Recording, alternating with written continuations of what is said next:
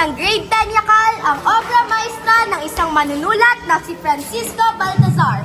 Ito ay pinamagatang Florante at Laura.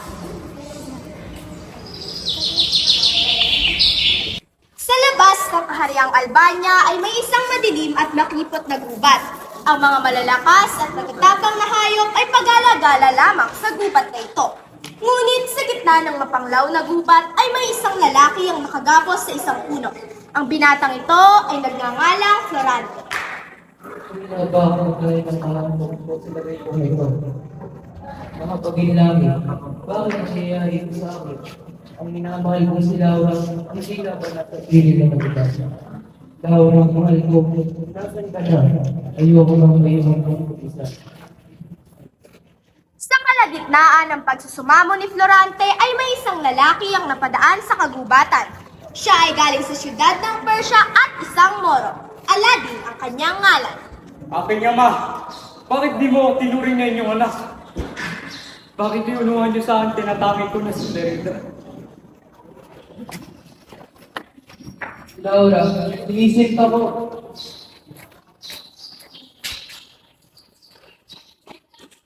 Sino ba? Ano ang pakay mo? Ako si Aladdin, isang Moro. Ikaw isang Moro? Hindi ba't magkaaway ang aking bayan at iyong bayan? Oo, ngunit hindi naman ako masamang tao. Ano nga ba lang ang nangyari sa'yo? Bakit ikay nakagapos?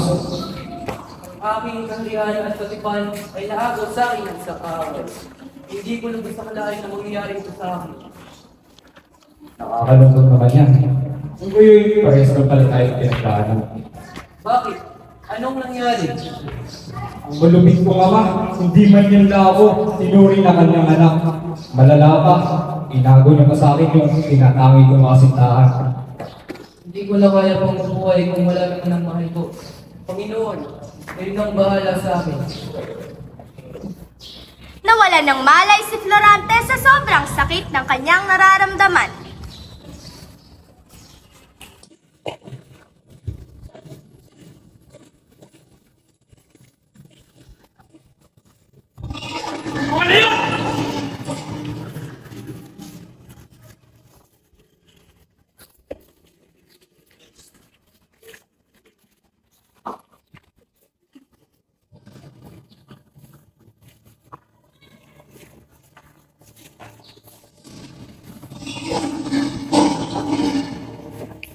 Dali-daling tinulungan ni Aladdin ang tinatang kalunos-lunos na nakagapos sa puno pagkatapos niyang patayin ang dalawang leon.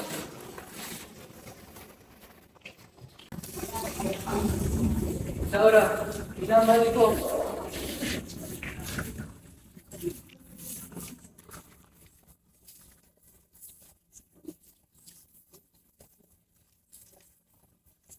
Nasaan ako? Anong nangyari? Ilalis kita sa pagkagapos. Tila ay aatakin ka ng dalawang mabangis na leon. Bakit pa? Sana hinayaan mo na lang ako kalapain ng mga layon para sa dapat nabubuhay ako. Naiintindihan kita. Ngunit mahalin mo naman ang buhay mo. Narito ang tubig. Mainom ka muna at magpahinga. Huwag kang mag-alala. Narito lang ako para bantayan kita at para siguraduhin walang nangyari sa tama. Salamat. Magdamag binantayan ni Aladdin si Florante gaya ng kanyang sinabi. Nang kinaumagahan ay nagising na lamang si Florante dahil sa mainit na sinag ng araw na tumatama sa kanyang balat.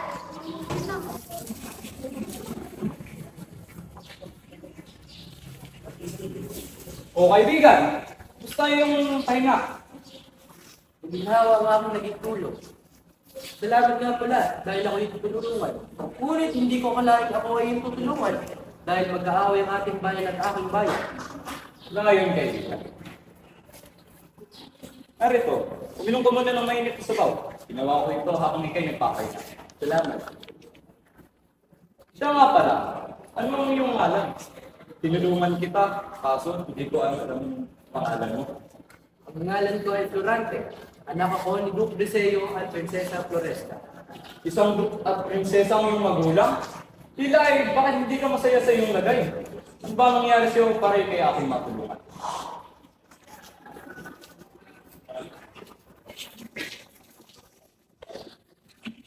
Bata ako ay pinadala ako ng aking magulang sa Atenas upang doon ay makapag-aral. Anak, gagaling mo pag-aaral doon. Tunay na, mahuli lang ako sa aking anak. Labis ko rin pong hanap-hanapin ang pagmamahal niyo sa akin. Paalam.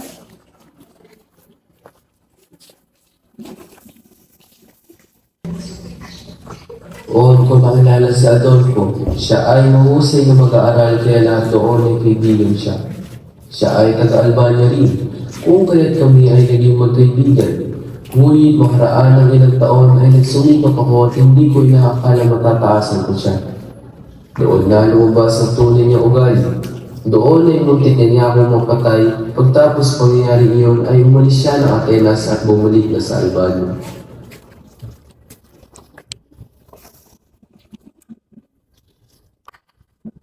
Bakit ba, Rante? Ako nga yun. Ano ang ginito dyan? Merong sulat sa iyo mula sa Albania. Salamat. Durante, anak ko. Ito ang iyong ama. May kalunos-lunos na balita ang nangyari. Wala na ang iyong ina. Patay na siya. Inay, bakit hindi mo ako nagawang hintayin? Sabi ko nga hanapin ang pagmamahal mo sa akin.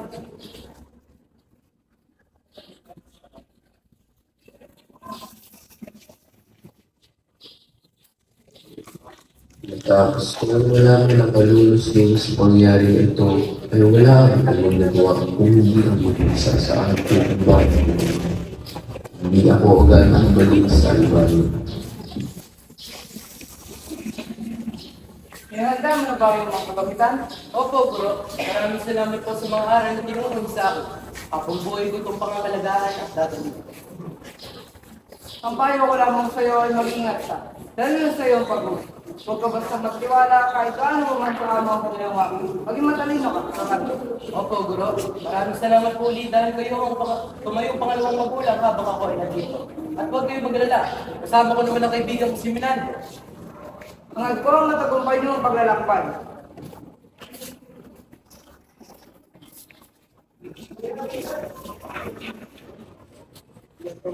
Naglakbay si Florante kasama si Menandro hanggang sa sila ay nakarating na sa dalampasigan. Anak! Kumusta ang iyong paglalakbay? Maayos naman po. Siya nga po pala ito ang kaibigan ko si Minando. Kinagagalak ko ang makilala ka. Dr. Sayo, pinadala pong liham ang harin sa iyo. Salamat po, maumaya po ako. Aking kaibigan, ako ito si Haring Linseo. Pamanin sa aking abala, ngunit kinakailangan ko ang iyong tulong.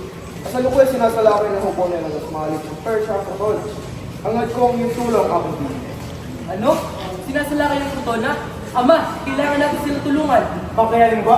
Gagaling mo lang sa mahabang lakbayin. Kaya ko, ama. At saka, kasama ko naman ang kaibigan ko si Manando. Huwag kayong mag-alala. Sige anak, mag-iingat ka.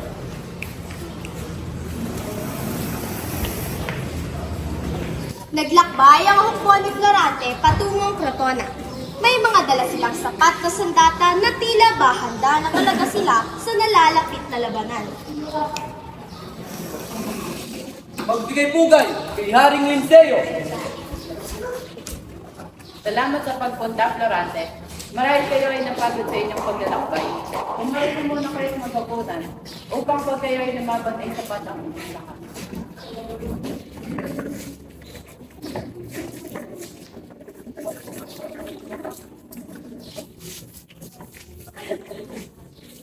Florante, kamusta naman ang iyong buhay ate? Bakit mo ba ikaw ang pumasabi sa akin sa Diyos? Doon ay may isang magiting na binata ang natatanggol sa akin sa harian. At ito ay yung Salamat to. Mabuti naman ang ilang buhay ko doon sa Atenas. Ngunit hindi pa iwasan pagkaroon ng kaaway. Dahil doon ay natututo ko ay paglaban ng sukat ng mga kaaway.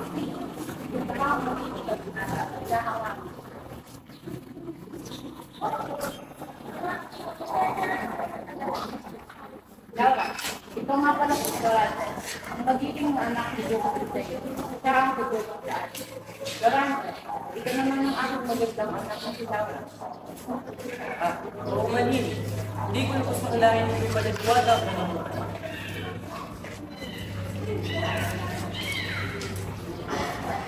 Nagagala kong makilala ang tulad.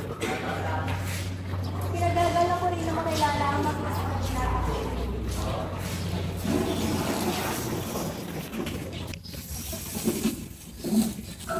Laura, ipagtatapat ako sa'yo.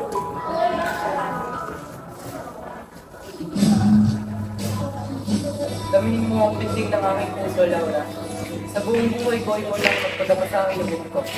Laura, sa may clip ko na tayo nagkasama, patid ko na nakulong ako sa iyong buhay. Florante, ikaw lang ang nasa ko. Ang aking umuwi ka lang.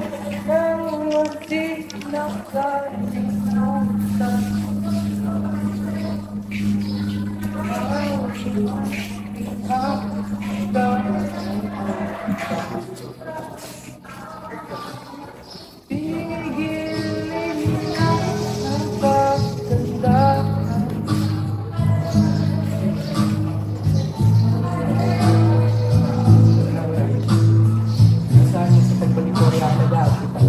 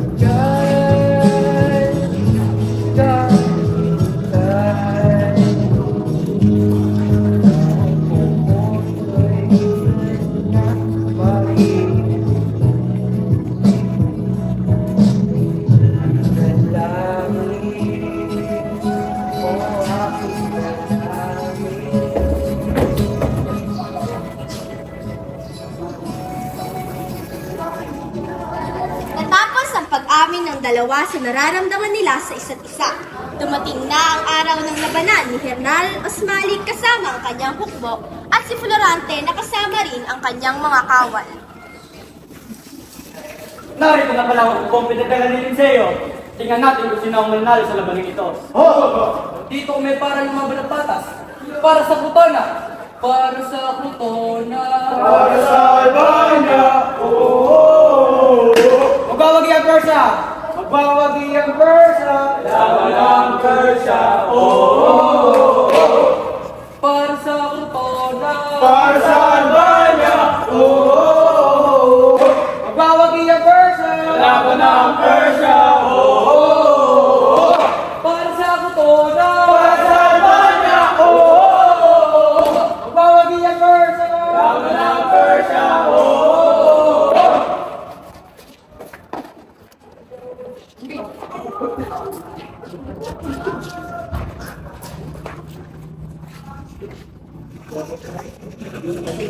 Bumalik si Florante at kanyang mga kawal na may ngiti sa labi dahil sa kanilang pagkapanalo.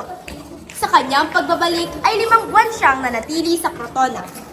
Ngunit sa labis na pangungulila kay Laura ay hindi niya na matiis at umuwi na sa kanyang bayan nang biglang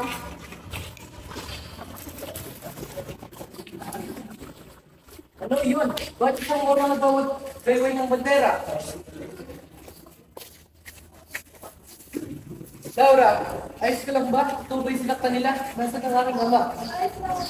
Tingnan mo lang sa pagkatublang ko para sa pagkatublang ko. Ang mga kawan ko sa iyo ay talagang kinakatublang. Ligtas mo sila.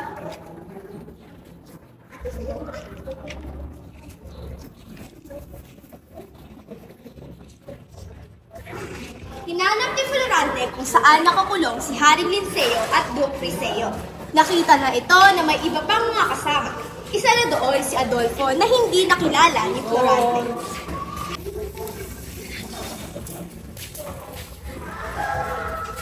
Ama, ayos lang ba kayo? Sinaktan ba nila kayo? Hindi. Salamat sa iyong katapangan. Ligtas mo kami lahat. Salamat, Florante. Dapat ligtas ka ng lahat.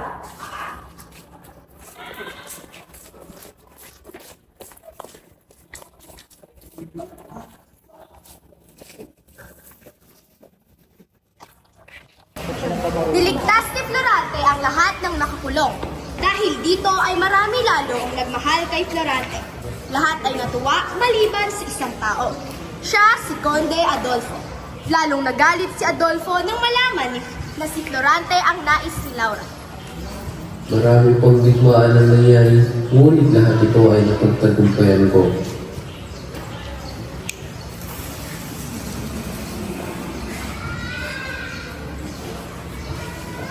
Durante! May mensahe mula sa Hari Museo. Salamat. Aking magiting na mandirigma. Inaanyahan kita na umuwi na rito sa Albania. Nais ka na makita ng iyong mga kababayan. Minandro, ikaw muna ang inaatasang bumununo dito sa Puna ni Centoria. Inaasahan kitang maging mabuting pinuno. Makakaasa ako, kaibigan. Mag-iingat na yung maglalakbay. Mga ikaw yung kalisasan.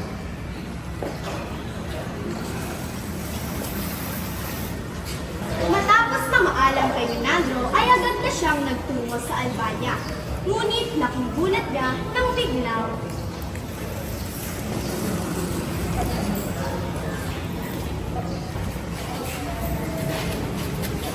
Sa iyo ko dadinig, nasaan ang aming ama? Tignan mo naman ang tao nito. Nakakaawa. Kala ko ba malakas ka, Florante? Adolfo, bakit mo ito nagawa? Nasaan ang aming ama? Ang ama mo, nakalibing. Kasama ang hari. Pakuwalan mo ako dito, mananagot ka sa akin. Maganda rin pala ang kasuntahan si Laura. Magandang pagkakataon ito para siya maago ko. Huwag mong gagalawin si Laura! Huwag mong gagalawin si Laura!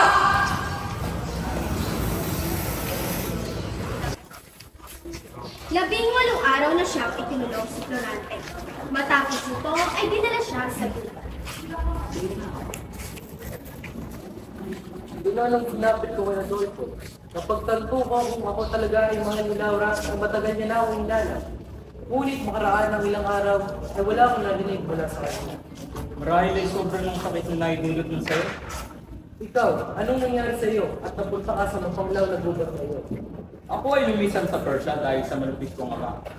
Ang ama ko ay si Sultan Ali Adab at siya ang Sultan ng Persia.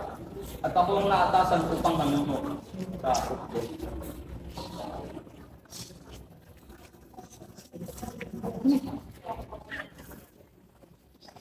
Kinukwento ni Aladdin kay Florante ang ginawa sa kanya ng kanyang ama. Aking ama, ako'y nagbabalik. Ano yung nababalita kung malis ka daw sa Ukbo? Hindi ka ba nag-iisip? Tayo nasa pagitan naman nititigmaan. Pero ama, Iniligtas si Florante ang Albania. Hindi na pwede mangyari. Bilang parusa, ikaw ay pupugutan ng ulo. Ano ito? Tignan niyo yan! Bakit? Hindi ba ito nararapat para sa kanya? Ngunit siya, alam mo pa rin, huwag mo siyang patayin, bagpas ay palayasin. Sige, pakawalan at palasin siya sa palasyo.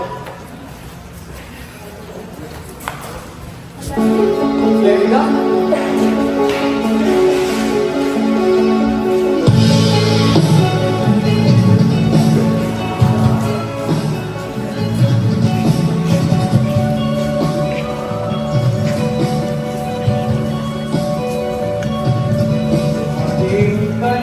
Sa dulo ng hangganan,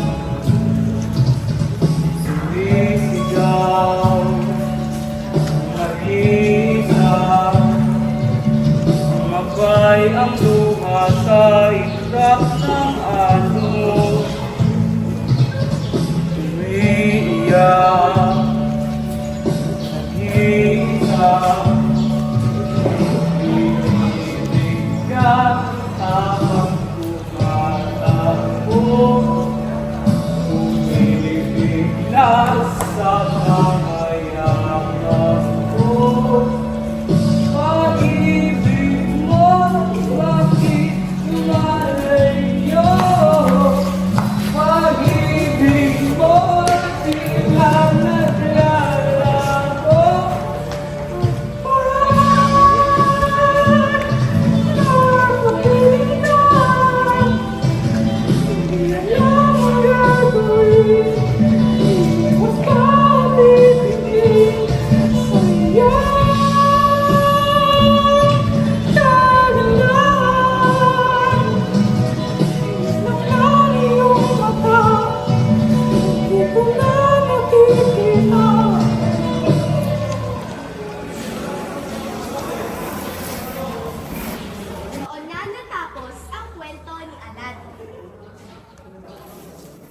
Anim na taon na akong naglakbay hanggang sa makamakita na ako sa buhay. Hindi na muli ako bumalik sa aming palasyo at hindi ko na nakita ang aking ama, pati si Clarita. Kung dalawa na pares ko na tayo ng dinan. Halina't maglakad-lakad nun.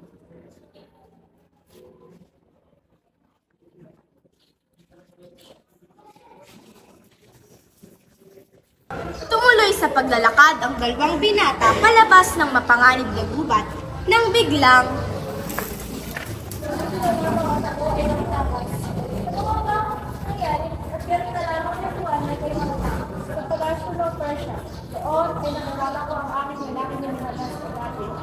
Ngunit sa kasamaang palad, ibinalik siya ng sarili ng ama at balang ng tagal.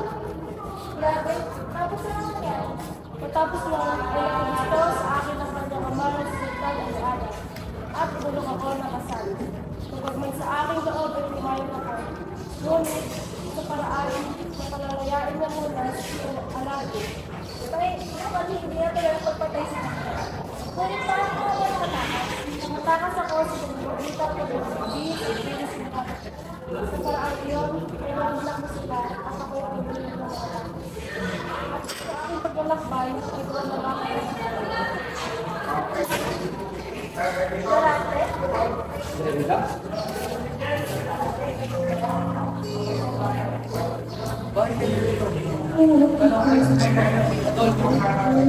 Naligay kung ano sa'yo ang nangyari sa bayan ay ngayon at kung anong kalupitan ang ginawa nila.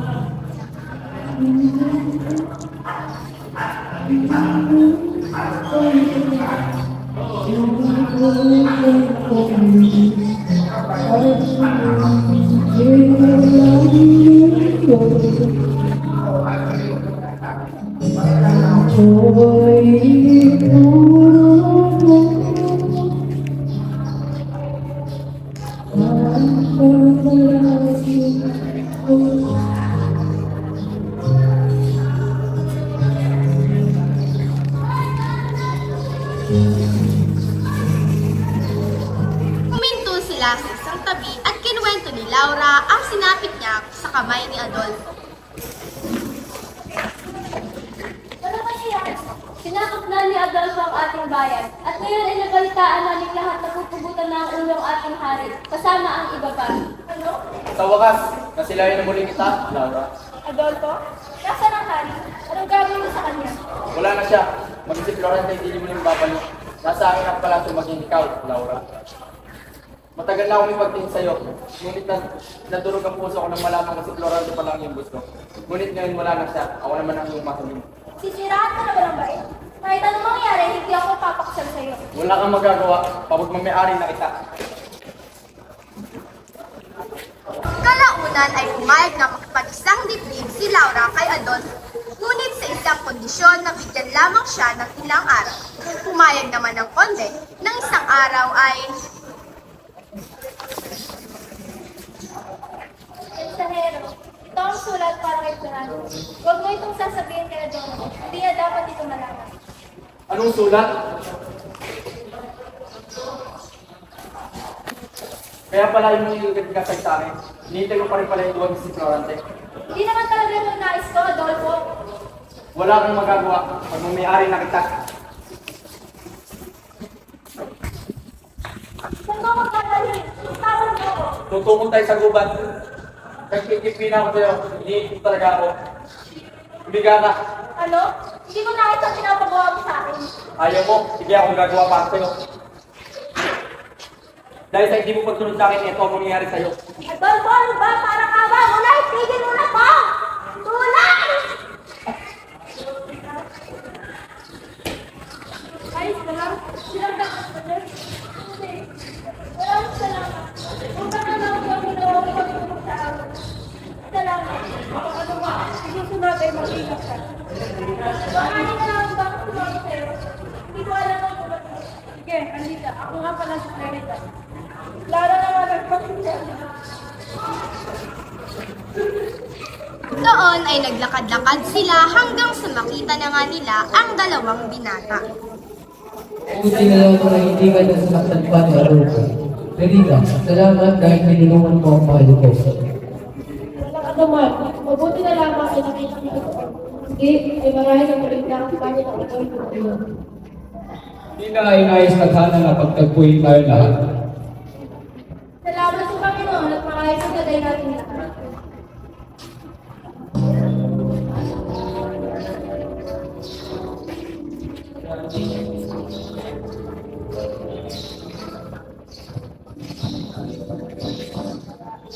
Laura, pasensya na sa mga panahon na kailangan mo ko na wala ako.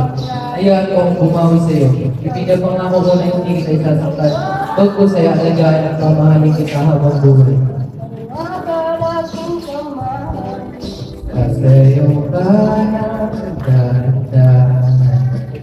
Hindi mo pamalayan ako na wala.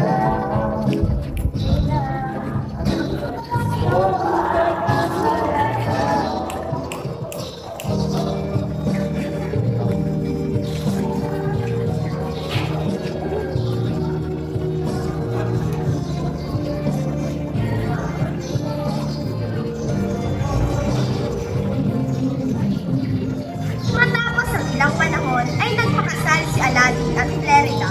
Sila ay namuno sa Persia matapos ang pagkamatay ni Sultan Ali Adam. Natuloy din ang pag-isang dibdib ni Florante at Laura. Di kalaunan ay naging hari ng Albania si Florante at naging reyna naman si Laura. Simula noon ay nawala na rin ang digmaan sa pagitan ng Persia at Albania. Naging maunlad ang parehong bayan sa ilalim ng kanilang pamumuno.